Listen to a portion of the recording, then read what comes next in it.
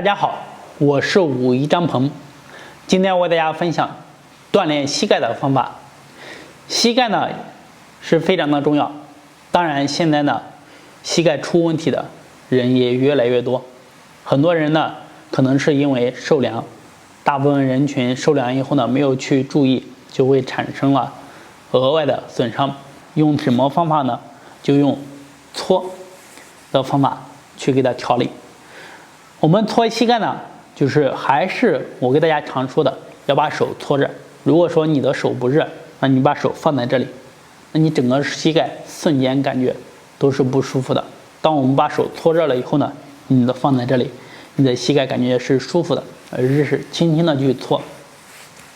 这个搓膝盖呢，没有固定的套路可循，都是根据自己的情况然后去搓，你就是能保证把整个膝盖都搓到位都可以。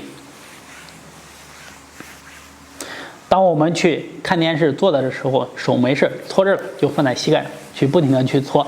你每天对你这个膝盖搓半个小时以上，那么你的膝盖呢会非常的轻松。如果说你膝盖怕冷、疼痛这些问题呢，基本上你做个1周或者是半个月，它就会得到很好的好转。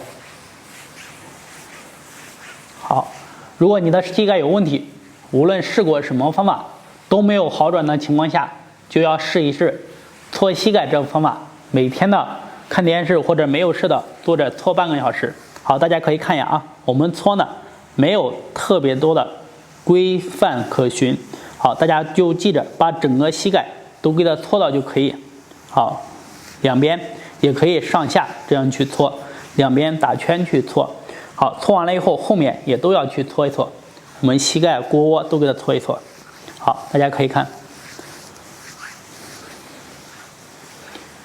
好，这个方法呢特别的简单，希望大家认真的去练习，每天呢去做半个小时。那么你半个小时去做了，花功夫了，那么膝盖好了，是不是特别的划算？今天呢就给大家讲到这里，有膝盖问题的一定要坚持做。如果还有什么问题，可以在下方评论留言或者私信和我进行交流，谢谢。